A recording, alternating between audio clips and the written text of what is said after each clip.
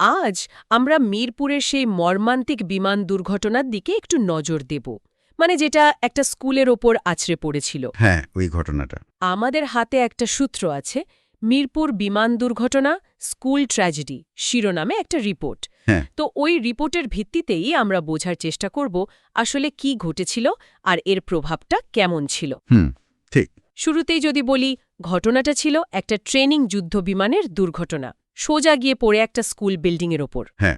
সূত্রটা ঠিক কি বলছে, মানে কখন কোথায় ঘটেছিল এই দুর্ঘটনা? সূত্র অনুযায়ী ঘটনাটা ঘটেছিল ২১শে জুলাই ২০২৫। সোমবার ছিল দিনটা। আচ্ছা, সময় ছিল দুপুর ধরুন ১:০৬। দুপুরবেলা। হ্যাঁ, আর বিমানটা ছিল একটা F7 BGI মডেলের ট্রেনিং ফাইটার জেট, চীনের তৈরি। ও, F7 BGI। হ্যাঁ, এটা ঢাকার কুর্মিটোলা এয়ারবেস থেকে ট্রেনিংয়ের জন্যই উড়েছিল। কিন্তু টেক অফের কিছুক্ষণ পরেই যান্ত্রিক ত্রুটি দেখা দেয়। যান্ত্রিক ত্রুটি?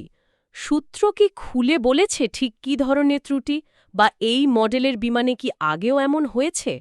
না, সূত্র কিন্তু নির্দিষ্ট করে বলেনি যে ঠিক কী ধরনের মেকানিক্যাল ফেলিয়ার হয়েছিল, তবে এটা পরিষ্কার যে ওই ত্রুটির কারণেই পাইলট আর কন্ট্রোল রাখতে পারেনি।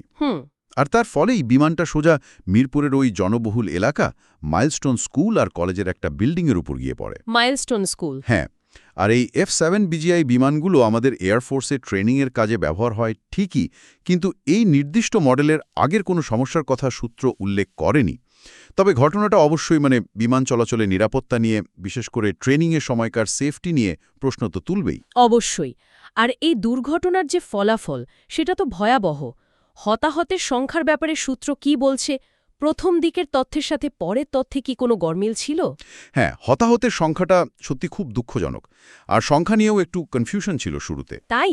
সূত্র বলছে, একদম প্রথমে মৃতের সংখ্যা বলা হয়েছিল ১৯ থেকে ২০ জনের মতো, কিন্তু উদ্ধারকাজ যত এগিয়েছে দেখা গেল সংখ্যাটা আসলে আরও বেশি, প্রায় ২৭ থেকে ২৮ জন। ও মাই গড, ২৭-২৮ জন? হ্যাঁ, আর আহতের সংখ্যাও অনেক, ১৬০ থেকে ১৭১ জনের মতো আহত হয়েছিলেন। অনেক মানুষ। আর তাদের মধ্যে সিরিয়াসলি ইনজোর্ড ছিলেন ৮৮ থেকে ১০৪ জন। অবস্থা বেশ গুরুতর ছিল অনেকের। আর সবচেয়ে মর্মান্তিক বিষয় হল, সূত্র অনুযায়ী যারা মারা গেছেন তাদের মধ্যে ২৫ জনেরও বেশি ছিল স্কুলের বাচ্চা, শিক্ষার্থী। একদম ছোট ছোট বাচ্চা, ভাবা যায়।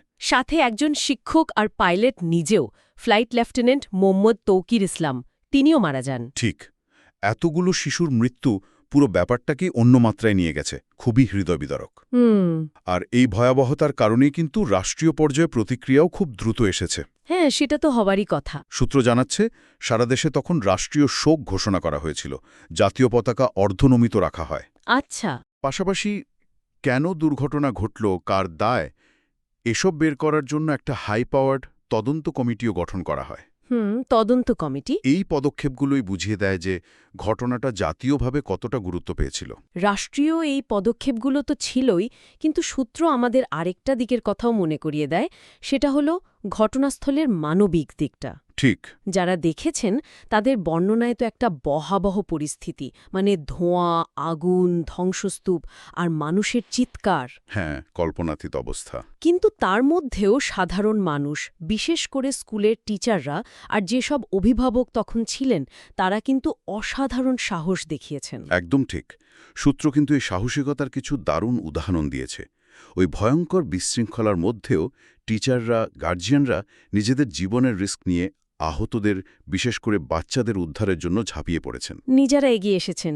হ্যাঁ, হাতের কাছে যা পেয়েছেন, রিকশা, ভ্যান, কেউ কেউ তো কোলে করে আহতদের হাসপাতালে পাঠাতে শুরু করেন। অ্যাম্বুলেন্স আসার আগেই কিন্তু এই ফার্স্ট রেসপন্সটা অনেকের জীবন বাঁচিয়ে দিয়েছিল। সূত্র সেরকমই ইঙ্গিত দেয়। এটা আসলেই অসাধারণ। মানে একদিকে প্রযুক্তির ব্যর্থতা, একটা মেশিনের ফেলিয়ার, হ্যাঁ, আর অন্যদিকে চরম বিপদের মুখে মানুষের এই এগিয়ে আসা, এই সাহস।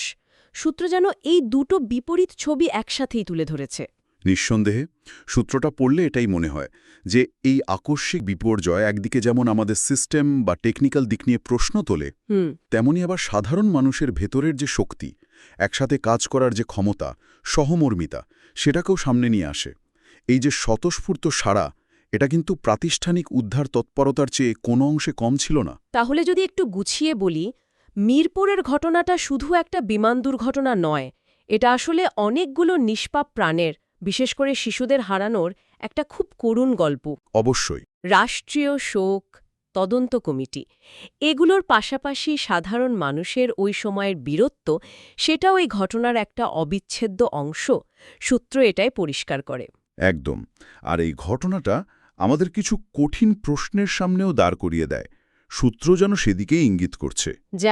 যেমন ধরুন, জনবহুল এলাকার ওপর দিয়ে, বিশেষ করে স্কুল বা হাসপাতালের মতো সেন্সিটিভ জায়গার কাছাকাছি এই যে বিমান চলাচল, এর ঝুঁকিটা আসলে কতটা? আমাদের সেফটি প্রোটোকলগুলো কি যথেষ্ট? এটা খুব গুরুত্বপূর্ণ প্রশ্ন। আর যদি এমন হঠাৎ বিপর্যয় এসেই পড়ে, তখন সাধারণ মানুষকে আরও কিভাবে তৈরি রাখা যায়? তাদের কি কোনো ট্রেনিং বা সচেতনতা বাড়ানো যায়? এই প্রশ্নগুলোর উত্তর খোঁজাটা হয়তো ভবিষ্যতে এমন দুঃখজনক ঘটনার পুনরাবৃত্তি ঠেকাতে কিছুটা হলেও সাহায্য করতে পারে। সূত্র আমাদের এই বিষয়গুলো নিয়েই ভাবতে বলে। আসলে